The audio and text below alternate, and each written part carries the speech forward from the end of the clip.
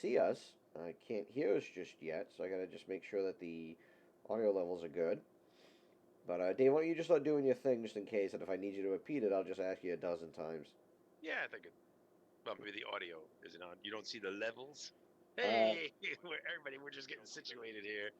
We lost our Rich is not with us this morning, so we're having technical difficulties as usual. When if it's not streaming, if it isn't technical difficulties, then it's not streaming. Well, there you go. We're good. You think we're good? I think I could hear you on the stream, so go ahead and continue. Okay, great. So, hello, hello, hello. Welcome to Over Coffee, our morning talk show where we talk about games or just about anything else. I am here with with my co-hosts. I was about to say Rich, they're John and Doug, and Rich is off today. So we'd love to have you come chat with us. Come send us some feedback. We'd love to have you join us for our other events here, right on our Long Island Tabletop Streaming Network. And with that said, hey, how did watching paint dry go last night, Doug? It went. It went. It I was. didn't. I didn't get a chance to join in. Sometimes I join in and chat a bit. So I know there was no one chatting, so it okay. was a day. I got a lot of painting done. I just started trying out a new technique with oil paints. So Oh, that's interesting. yeah. Did it work out okay? I think it looks pretty cool. So I'm gonna take a look at it this morning and see how it dried. Oh, okay. Well, there you go. So I was actually getting some exercise around that time. I went for trying to lose some weight, so I started taking up walking again. Oh, as opposed to what did you do before? Like, did you roll to work? No, I just honestly like I try to work out every here and there, but I really don't have like a consistent daily regiment. So it's like but I have to really start getting focused on that about just doing something to be active. Because like I feel like since the whole pandemic thing or whatever, I've just been gaining weight nonstop, and like I weighed myself yesterday. I was like, oh geez, I gotta like try to call this in. Because it's not so much that like I'm eating any more than I think I would be previously. I think it's just I'm not active as much, so I'm just not burning the weight the way that I would be. Oh, Zynos says everybody is quiet. I don't know how to fix that though. So on Streamlabs, just increase the gain from the desktop audio or the capture audio. Try talking. Hello, hello, hello. hello, This is. hello.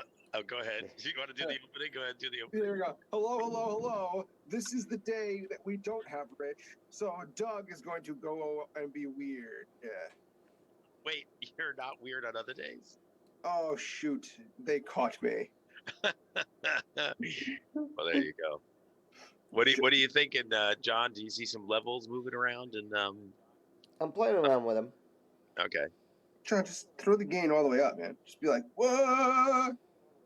and then Ziner will lose his hearing. I can hear you guys Fine. pretty fine on my phone, so Yeah, but oh, really? Okay. Ziner, how we doing? We doing better? Maybe Ziner needs to turn up his. Oh, oh good. yeah, He's Zynos says that's better. All right, so Doug, I think you were mentioning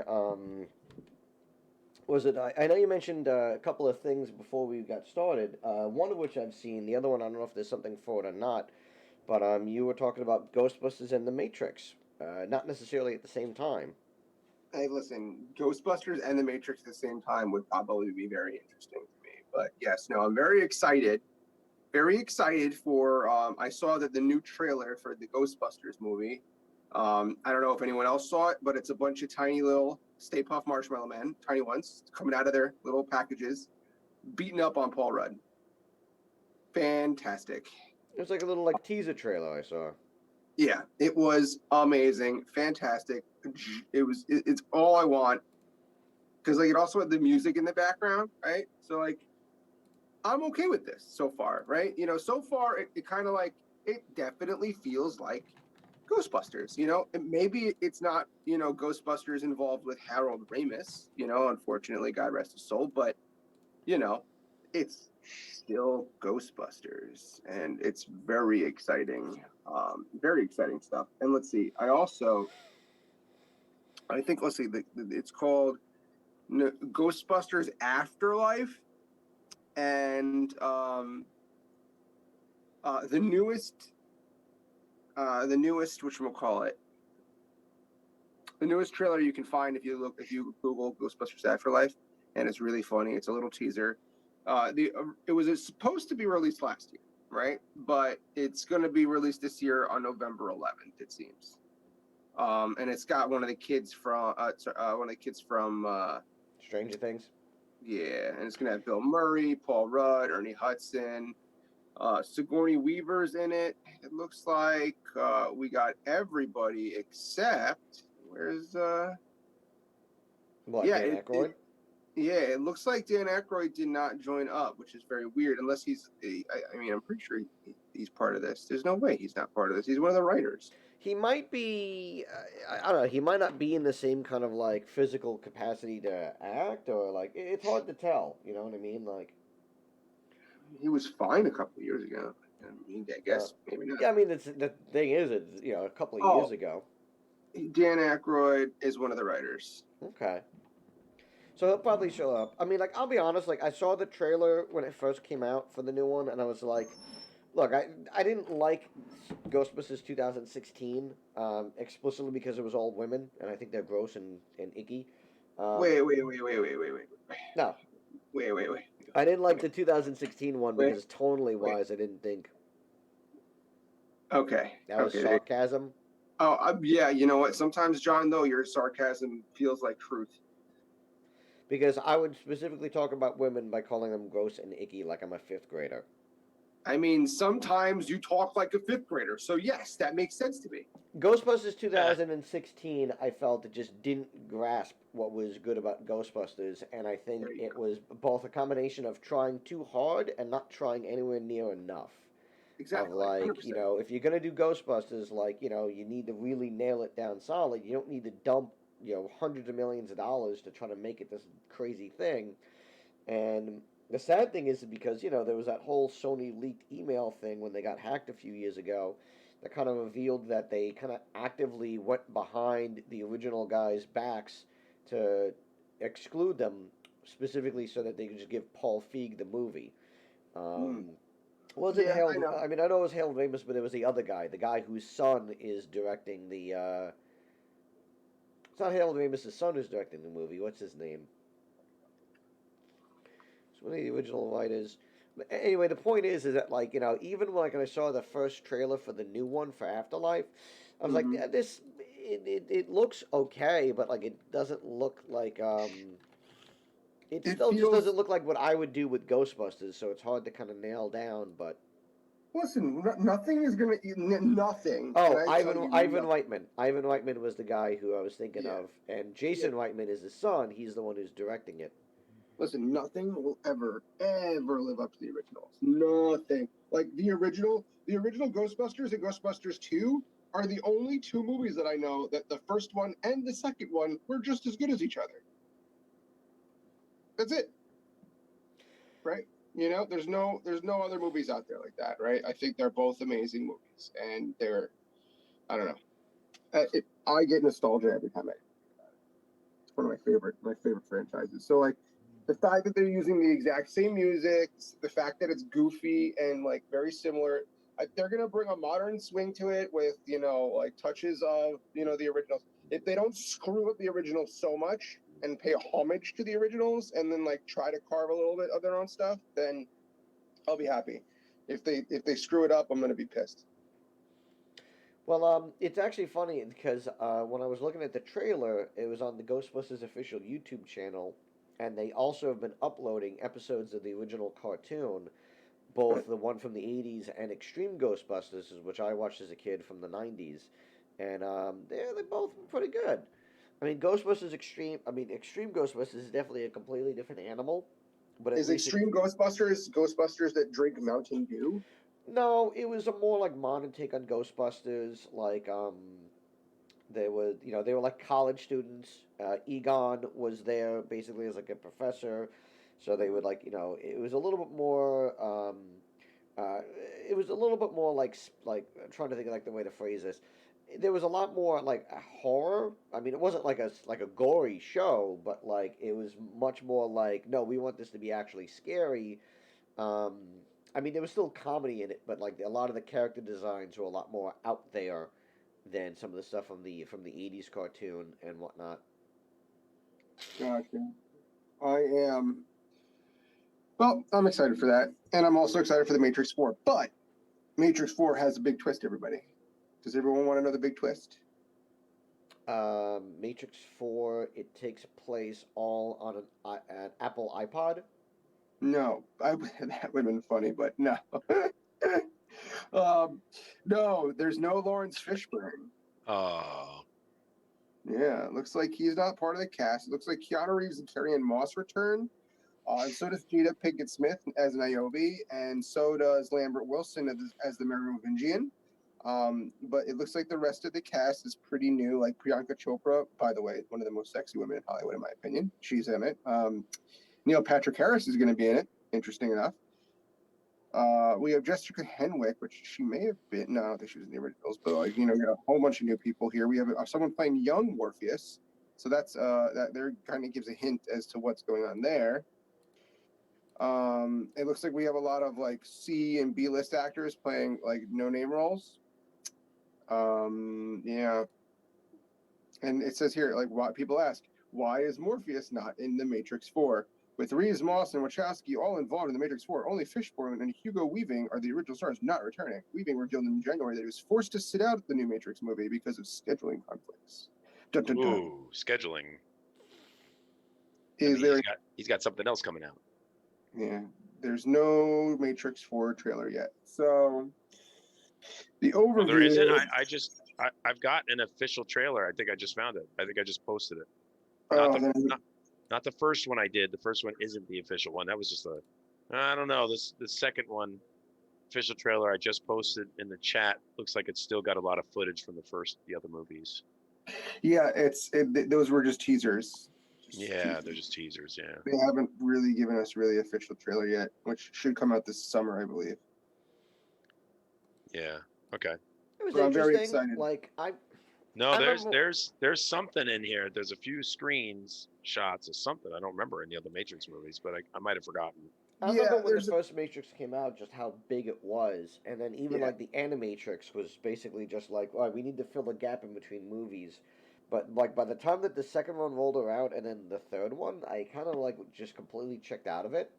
Like I can get behind the idea, and I think it's kind of cool, but I think they did so much interesting world building when they did the first one and then the Animatrix, and then like rather than explore the, like, I think like the second and third one kind of got a little bit too, not heavy handed, but like I don't know. I felt they went too far. I agree. Like yeah, like it's like too deep. they did all this stuff. Like they didn't need to go like, oh, you don't need to keep doing more. Like you did some cool stuff. You set up the world, and it was the Animatrix was really kind of interesting. Like just play with the space, and instead of like, no, we need to dump in more stuff and throw in more things out there, and we have to make the symbology really on the nose. And it's like, all right, guys, we get it. Like I remember I was at a friend's house one time for a sleepover. Like we were all like hanging out, me and a bunch of guys, and we watched all three Matrixes. And I was just like, after like the second one, I was just like, guys, my eyeballs are melting. Like I literally just like I don't care what happens. I'm not interested. Like, cool, whatever. I get it. I would be perfectly fine if I never watch. And that was actually probably the last time I ever watched the second and third Matrix. Anyway, I was just like, all right, I think I'm good. Like I think I don't need this anymore. Yeah. Like they even had a video game where like the events of the video game were canon to the films of like, oh, they shot original footage and they brought characters from the video games into the movies. They didn't do a whole lot because maybe people didn't play the games, but just the fact that they did that was like, all right, whatever. Listen, I want to say Enter the Matrix is a pretty cool game. It was fun at the time. They tried to make an MMO work for it. It just didn't, right? It kind of died quick. So is what it is. I did enjoy the video games. If they have some sort of game come out again like this, my nostalgia will peak so high, I will end up going to some sort of like I will melt Losing away from Dave. society. It's just one of those things that ultimately I think that the best way I can describe it is The Matrix on paper sounds cool, and it's like okay, like it's a really interesting premise. I don't know if it's something that could really stretch to like 9 hours. Well, no, let me rephrase that. I don't know if you could do a continuous story in the way you would do a movie break, because the way that movies typically work out is you have, depending on how like the plot goes or however you handle it, you have like series of events happening over a long series of time, relative to the events of the movie, in a short amount of space within the actual film itself. Like think like Lord of the Rings. Like Lord of the Rings is like, all right, this is not just one day or 2 days taking place in 3 hours. It's like this is a whole bunch of stuff just kind of like crammed together into like a short amount of time. The Matrix is like, I think that what they were going for is was cool, and I think they probably could have done it as like a TV show, but I don't know if like it would work for like multiple movies, because then you're both taking a lot of events and squeezing it into a very small amount of time, but also taking like a very I'm not doing a good job articulating the way that I'm trying to get these thoughts to come out. Like Yeah, you're there, but you're let not me let me there. let me try to maybe put it another way. No. I get it. Like let me just like kind of summarize what I Yeah. think you're trying to say. I think what you're trying to say is, if they're not taking into account 20 some almost 20 years worth of storyline, they have to really figure out. They have to really nail down the script, or else it's going to be like the worst of the worst. Because 2 and 3 were so bad comparatively to number one, that if 4 doesn't really like hit the nail on the head based on a 15-year gap and utilizing all of the most recent, more recent, trends and cultural trends, it's just going to be a flop. Is Well, basically what it is. I guess that it's not exactly what I was going for with that. I was talking about the original movies themselves, and that I think that like they tried to cram in so much into two movies back to back, and yet at the same time they didn't really do that much. Like if you did like a Matrix series of like kind of like the Animatrix, but like okay, like it's humanity's trying to overthrow the computers, and like you phase it out of like all right, here's this group doing this thing, here's this group doing their thing, rather than just Oh, a single it's narrative of like what Neo was up to, and then how everything centers around him, and then the yeah, other but that's the characters are point. doing stuff. But that's the point of the movies. Everything's centered around him. No, So I realistically, we get got that. that. So now if you're gonna do a Matrix 4, like what story do you tell? Like Neo kind of had his whole thing, and even like humanity as an arc did the whole thing. Would he be like, oh, people found out that things weren't real, so now they can't enjoy the Matrix, like regardless of whether they just choose to stay or not? It's like the the understanding that like nothing matters, so why are we living in this, like that's the thing about like the Matrix, that like it's one of those philosophical things that I feel like a lot of movies try to shorthand as of a quick way to kind of glossing over things. It's the idea that like oh, you need struggle to enjoy things, and if you had things all the time that you wanted, that you'd feel unfulfilled. It's like I don't know if that's necessarily accurate, because there's plenty of people who basics commodities are not a thing for them. But it's like it's not that people don't want challenge. It's that people don't want unreasonable challenge, or challenge just for the sake of like, well, this is how things have to be, because. So it's like you try to get into the philosophy of like, oh, like, well, if humanity is unfulfilled, they're gonna start to rebel. It's like I don't know about that. Like, so what do you do with the movie? Do you have it where like, is there a new threat, and then it's just like it's a problem with like anime movies. Like Doug, I know you don't watch a whole lot of anime, and Dave probably even less so. But there's a Zero lot of issues anime. with anime movies. Is that like you both need to have something that's semi-canonical in that it features events and stuff from like the show that people enjoy, but it isn't often actually canon with the events, because it's like, well, it can't override what came before, and it can't like change anything if the show is still ongoing. So you have this movie that's just kind of like a standalone thing that's like, all right, it's more the characters you like, and it's more big budget stuff that looks cool, but ultimately it doesn't really have any impact. Like, are they going to try to do a new series of films? Like, is this going to be like the first in like another trilogy, or them trying to expand upon it? Like, what exactly, like, what could the movie do that hasn't I don't already been know. done? I'm And gonna be honest with you, but look at it. Think about it this way: if someone's playing young Morpheus, we already kind of know which direction they're already going, right? It's almost almost prequel like, almost. I don't want to say it is because like I don't know, but or remember how cyclical the Matrix like in and of itself is, right? So if you remember, they like there was how many Neos before Neo, right? So many.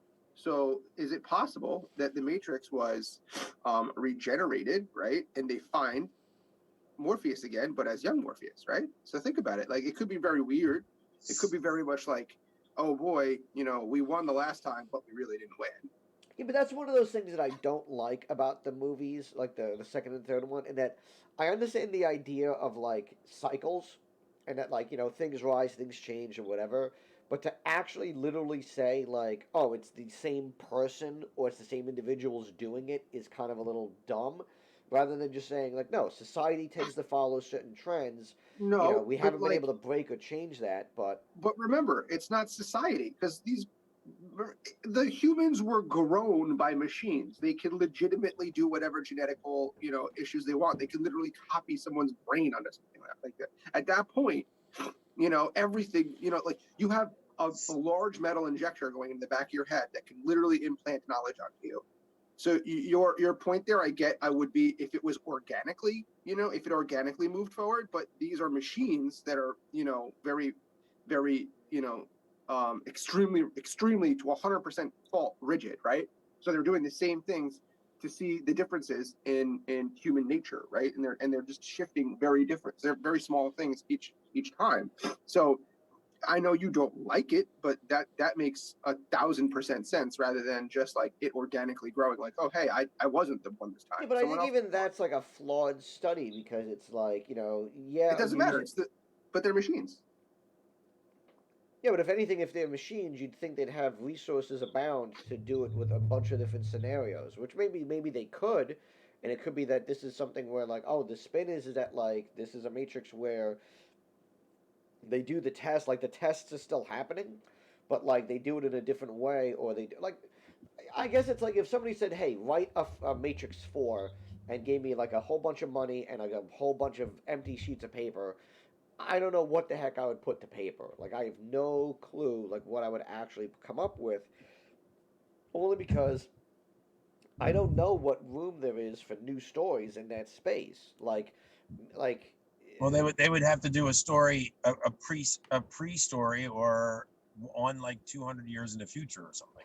yeah, but that's like, but the thing about that is that like the Matrix as a whole, like I felt that the first movie was so self-contained that the Yeah. problem with the Matrix as a franchise is that that's what the downfall of the second and third one was, is that they tried to cram more story when there really wasn't room to begin with for what they did, and it's like, Right. Like they had to design the architect and they had to make other characters. and like look like the Animatrix like was a good way of doing that, but that told very different stories. Like that's how they did that, was like we're going to essentially like play with the space that we invented, but we're not going to tell the same stories. And if the Matrix 4 is going to be like, well, we're just going to go back to the drawing board with the same characters everybody likes, because what people don't realize is that like we want to just beat the same thing into your head over and over and over again. It's like I don't know what to like. I don't know how to do new stories that are they're okay. If you want to say like make a new Matrix movie, then the question I would have is like, well, what can I and can't I do? Because that's going to probably inform, what you would do with the movie, Because it's like, if you're like, it's got to have Neo, it's got to have Morpheus, like, you could change up how they appear, but it has to be them. It's like, well, great. Like, now I have these shackles I have to deal with, and it's like trying to come up with that. Whereas if I you're think, like, all right, you have like a digital space or whatever, like, John, you're going way, way too deep in it. Here's the thing. First of all, if they reinvent the characters completely, it wouldn't be the Matrix 4. It would be some spin-off, right? So it wouldn't be continuous or whatever they want to do, and they wouldn't be banking off of, Keanu Reeves and Carrie Ann Moss. That's number one. Therefore, it would automatically be in deficit at that point, because then everyone who was a fan of the prior one would have to be like, do I really want to deal with this and suffer from Star Wars syndrome, right? No, at that point it's bad. So they went the correct way, and they're doing a continuance with those people. And I'm positive. You want to know why I'm positive, John? Because 16 years and all of that absolute criticism that they've received from 2 and 3, because 2 and 3 were, in my opinion, not amazing, still watchable, but not amazing. More like it felt more like a B-list movie, right? For like a made-for-TV, it's guilty pleasure. That's what those felt like. But they weren't amazing. You know, the action scenes were stellar, right? But the premise itself wasn't amazing. But regardless of that, Well, it's 4 funny is that going you to be good. mentioned. Oh, sorry, I thought you were done. No, I'm sorry. 4 is going to. I was breathing in. I apologize. It's a long breath. 4, I feel like, is going to be okay. It's going to be better than 2 and 3. First of all, because they have 16 years of experience since 2 and 3, right? But it's not going to be 1. Nothing will ever be Matrix 1. Nothing will. I got to stress that. Nothing. You can't compare it. Nothing will ever be Matrix 1. Well, the thing I thought was interesting was when you said Star Wars syndrome. I think the problem with the new Star Wars movies is almost the exact issue that they're doing with the new Matrix, and that it wasn't so much that it wasn't connected enough to the old stuff, or rather than continuing what people wanted, it's that they didn't divorce it far enough from that stuff. Like the fact that they had to bleed in the original stuff into the new Star Wars movie rather than telling a completely new and original story with the space. Like the thing about Star Wars is like, yeah, I get that people like some of like the iconic stuff from Star Wars, but it's like it's a crazy universe that has a lot of interesting stuff with it, and it's like you could go along with some of the same narrative cycles of like, okay, like we could not necessarily beat for beat, but like we could do like, coming of age, somebody discovers the force, blah blah blah blah blah. Right, but John, you're again. This comes back to finance and stuff like that, and making money. What would you rather see? Something that's been untested and untrue, or go back to something that has iconic, iconry in it? Yeah, but the downside is that that's not necessarily a guarantee either, because like by that same What are you argument, talking like about? The last three Star Wars, like the last few Star Wars movies, made ridiculous money, even if they were bad. no, what I mean by that is, yeah, but the problem is like right now, like the movies themselves made money, but Star Wars as a franchise is in a very difficult spot. I mean, I know the Mandalorian's doing good, but like Uh-huh. And the man, if they weren't already like let's say in production on those movies when they were making them, like I don't know if they were gonna dump. Well, I'm granted COVID kind of threw things up in the air too. John, Like, they put out a whole schedule. There's like 12 to 13 different things coming out for Star Wars in the next 5 years. There's a huge schedule for it. Go look it up. yeah, but that was all like, but they were always gonna do that when they bought Star Wars. Right, You know, but like, based on no, they weren't always going to do it. Some of this is spin-off from like what they recently did. Based on what you were just saying, if it's in a bad place, they wouldn't be making any of these things. Right now, they're making almost all of them. It seems like only one of them got canceled. no, I would argue that it's almost that they kind of have to make this stuff because it's like, all Why? right, look, They well, could. because like There's Disney. They're too big to fail. no, no, they're not. Like, no company is too big to fail, especially if they Are dump a you lot kidding of. me? Like, okay, all right. Let me rephrase that. In a pre-COVID world, yes, Disney was too big to fail. But the fact that things have drastically changed because of COVID and whatnot, the fact that the theme parks haven't been at full capacity in some time, the Do fact you that know movie what theaters. kind of money that Disney has? It doesn't matter if they could literally be closed for 5 years and reopen perfectly fine. I'm not even kidding. That's how much dumb money they have. Which leads me to wonder if maybe the prices that they have for their theme parks are a little bit overpriced. Exactly. They make so much money for these things. Like they charge John. You know how much it costs to get a day pass at Disney World in Florida? Over $100. Yeah, but it's been Not closed not for more than a year. Well, the problem is like, but Disney does a lot of stuff. Like they've sink a lot of money into things, so it's like if they don't have a return investment on that right away, it's right, like but they don't need a return investment on things right away because they are too big to fail at this point. They have so much money invested in all the right spots that they're making money off of all of their money. Which leads the discussion to Space Jam. Oh yeah, Space Jam. Is it good or bad?